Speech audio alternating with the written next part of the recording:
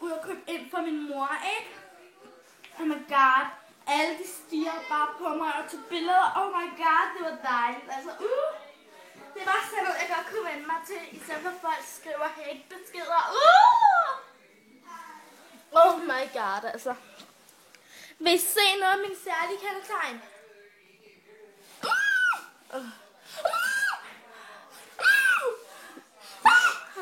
Ej, okay, oh my god, det var bare så dejligt. Oh my god, mand.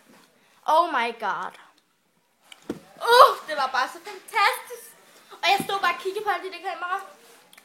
Ej, oh my god, farvel.